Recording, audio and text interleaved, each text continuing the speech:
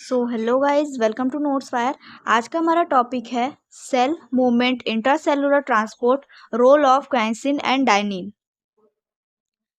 इसका साइनॉप्सिस है introduction, definition, types of intracellular transport, role of kinesin and dynein in intracellular transport, function of kainsin and dynein in cell movement, importance of intracellular transport in cell functioning, and conclusion and reference। इसमें introduction है।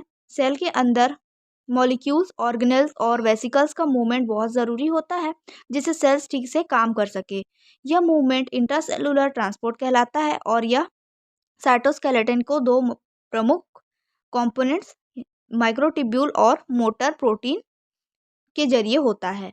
काइंसिन और dynein microtubules के साथ जुड़कर cell के अंदर चीज़ों को सही दिशा में ट्रांसपोर्ट करते हैं। ये एटीपी से एनर्जी लेकर वेसिकल्स, ऑर्गेनेल्स और क्रोमोसोम्स को मूव कराते हैं जिससे सेल की नॉर्मल फंक्शनिंग बनी रहती है।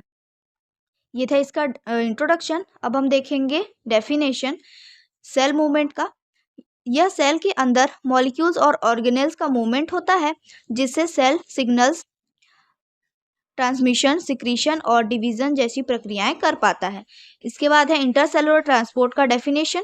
यह सेल के अंदर वेसिकल्स, प्रोटीन और ऑर्गेनेल्स का मूवमेंट होता है जो काइंसिन और डाइनिन जैसे मोटर प्रोटीन्स के जरिए माइक्रोट्यूब्यूल्स पर होता है। नेक्स्ट हम देखेंगे types of intercellular transport. Intercellular transport दो तरह का होता है। फर्स्ट है एंटेरोग्रेड ट्रांसपोर्ट।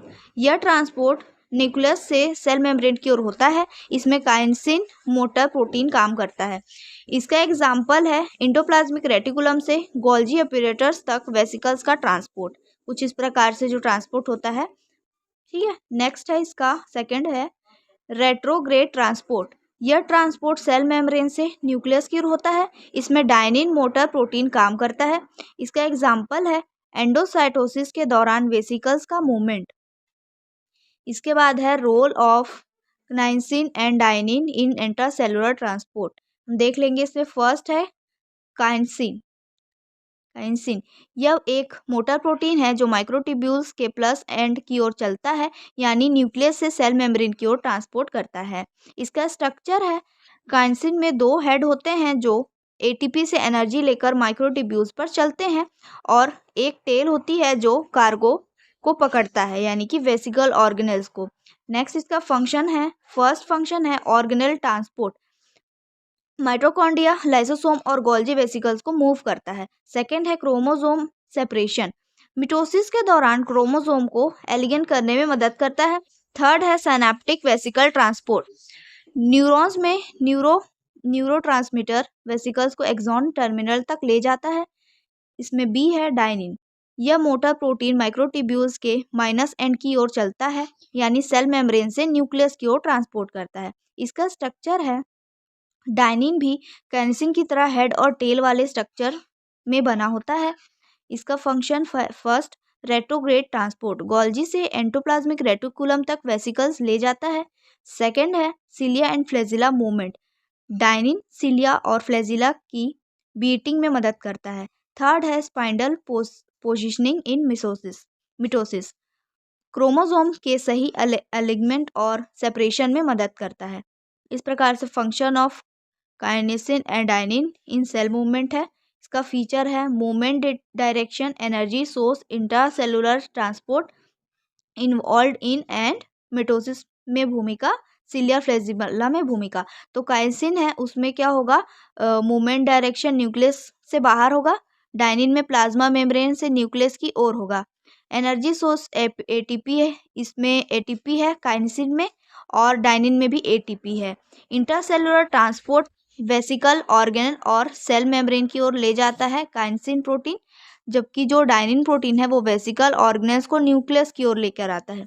इन्वॉल्व इन इसमें काइंसिन में है एंड्रोगेट ट्रांसपोर्ट और डाइनिन में है रेट्रोगेट ट्रांसपोर्ट। मिटोसिस में भूमिका काइनेसिस की है क्रोमोसोम एलिगमेंट और डाइनिन की है स्पाइंडल पोजिशनिंग। सिलिया और फ्लैजिला में भूमिका काइनेसिन नहीं देता, लेकिन डाइनिन क्या करता है, हाँ सिलिया और फ्लैजिला की ब्रीडिंग में इसका रोल होता है। नेक्स्ट हम देखेंगे importance of intracellular transport in cell functions. निम्नलिखित कारणों से इंट्रासेलुलर ट्रांसपोर्ट सेल फंक्शनिंग के लिए इंपॉर्टेंट है। फर्स्ट है इसमें ऑर्गेनेल पोजिशनिंग।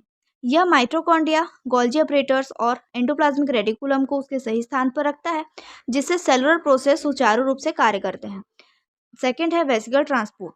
यह एंडोसाइटोसिस और एक्सोसाइटोसिस के दौरान मॉलिक्यूल्स को ट्रांसपोर्ट करता है, जैसे न्यूरोट्रांसमीटर्स का सिनेप्टिक वेसिकल से रिलीज होना और हार्मोन का सिक्रीशन। थर्ड है इसमें मॉलिक्यूलर सिग्नल ट्रांसमिशन। यह सिग्नल मॉलिक्यूल्स और प्रोटीन को टारगेट लोकेशन तक पहुंचाता है, जिससे सेलुलर कम्युनिकेशन, रिस्पॉन्स और मेटाबॉलिक एक्टिविटी नियंत्रित होते हैं। इसके बाद है कंक्लूजन। काइंसिन और डायनिन इंट्रासेलुलर ट्रांसपोर्ट में मुख्य भूमिका निभाते हैं। काइंसिन एंट्रोग्रेड ट्रांसपोर्ट करता है और वेसिकल को सेल मेम्ब्रेन की ओर ले जाता है। डायनिन रेट्रोग्रेड ट्रांसपोर्ट करता है और वेसिकल को न्यूक्लियस की ओर ले जाता है।